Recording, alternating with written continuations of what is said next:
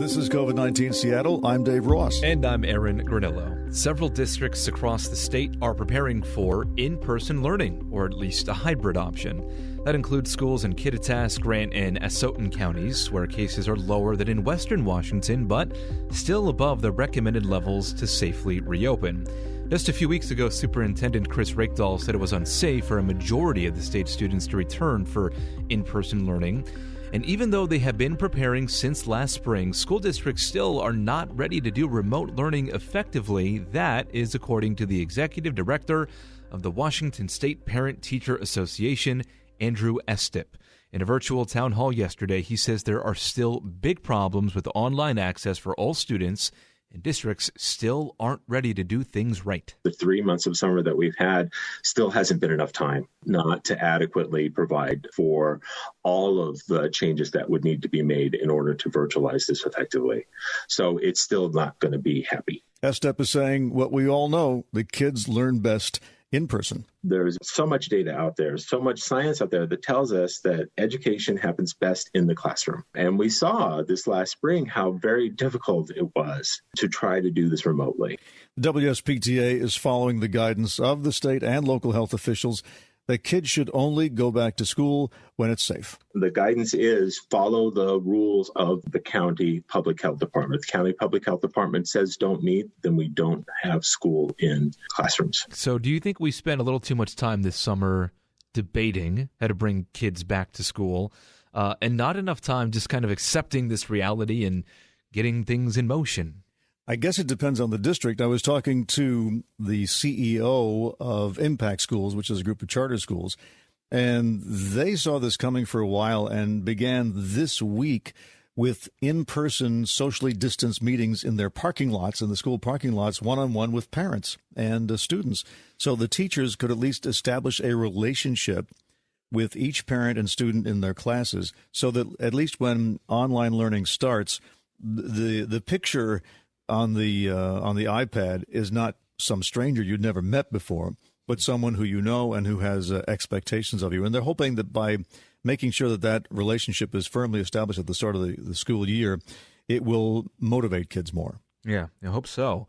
Now that we are in this reality of the majority of students across the state doing remote learning, we're hearing from people who say their mental health is just as important as actually doing the learning. So this is the advice of the director of a youth mental health program in Spokane. Her name is Allie Gibson. Talk with your kids about what's going on. How's this sitting with you? We've talked a lot about how are you going to learn? How are you going to do your homework? Do you need a space in the house? All the logistics of distance learning. But have we had a conversation of, man, how's that sitting with you? It's not just the younger kids either. She says teenagers are no exception, but you'll need to ask better and more open-ended questions if you have, kids in high school, for instance. With our middle school to high school youth, any parent or teacher of this grade will say, I don't know, I'm fine. So have some questions in the back of your mind of how do I explore that a little bit further with them. Dave, since you've already raised kids, and I know you've never experienced anything quite like this, do you have any advice for parents of middle and high school age kids? Well, you have to be there when they start to express loneliness because they can't see their friends. You need to be there to explain to them why this is necessary. And you need to be there to help motivate them, I think, most of all. The reason that in-person learning works best is because I certainly felt this. I wanted my teacher to be pleased with my work. There's no substitute for a teacher saying 2 words, good job, right? Or it's amazing the way you've improved over the last 2 months or so. And without that reassurance, I think you ask, why am I doing this? Why am I going through all this work? And usually what motivates you is to be rewarded by someone, to be encouraged by someone. And usually that's your teacher. But since the teacher's not going to be there, then I think the parents are going to have to assume some of that role. Here's something that I know for a fact, Dave, you would have never even thought of suggesting to your kids when they were going through school. How about Zoom Hangouts with the close friends? Here's what Allie Gibson has to say about that. What are some new ways that we can connect virtually?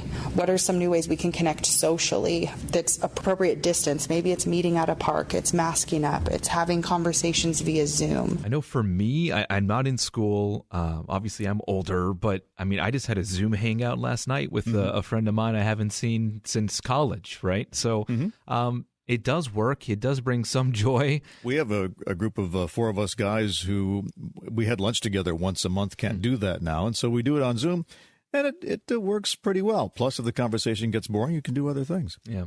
One more note, because we do have some updated guidance for schools from the Centers for Disease Control and Prevention. And this is actually based on updated guidance from the World Health Organization. But the WHO is saying mask wearing by children, notably saying that those between 6 to 11 years old should wear them still to fight the coronavirus, but that it depends a little bit on the severity of local outbreaks.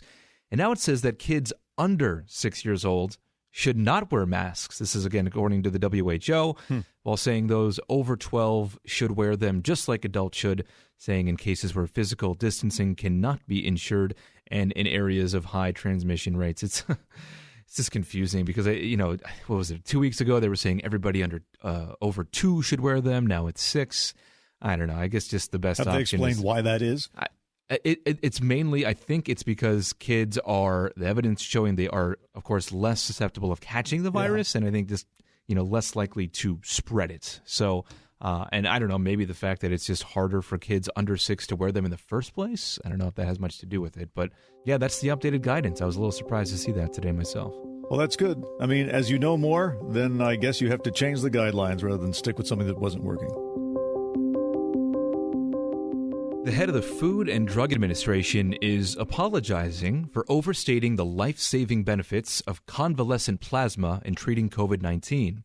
Commissioner Dr. Stephen Hahn also tells CBS This Morning that politics did not play a role in the FDA issuing that emergency use authorization for the treatments. The data that we need, which is a risk-benefit assessment for an emergency use authorization, were met by the data that we received. President Trump announced that decision on Sunday on the eve of the Republican National Convention that fueled speculation that the decision was politically motivated. Others in the medical field criticized this announcement after Dr. Hahn had claimed that 35 out of 100 people would survive COVID-19 if they were treated with plasma. He clarified the remarks, saying the data shows the treatment provides, quote, a relative risk reduction, not an absolute risk reduction. These data totally support the emergency use authorization that we issued, and we've been working on this for 3 or 4 weeks. I was texting with our own Dr. Cohen this morning, and he said he was happy to see this because he was one of those who was critical of the way it was stated, saying that without a placebo test, you really can't say that it's, whatever they said, 35% effective. But he also points out that plasma treatment is essentially a blood transfusion, which doctors do all the time, and which they are free to do if they feel it's medically indicated. So essentially, this seems to be a tad exaggerated. One more note on federal updates, by the way. The CDC is no longer recommending travelers to quarantine for 14 days after returning from trips overseas. Guidelines have changed, but the agency still cautions travelers that they can still, of course, contract the virus while traveling and, of course, spread it to others. So essentially just saying, do all of the safety measures you would do on a daily basis, continue to social distance, wear your mask, and monitor your conditions after you return from trips if you do go overseas or to another state for that matter. Boy, the way this is all changing, Aaron, it's a good thing that we do the COVID-19 update and that people listen every day, isn't it? Yes, it is, Dave.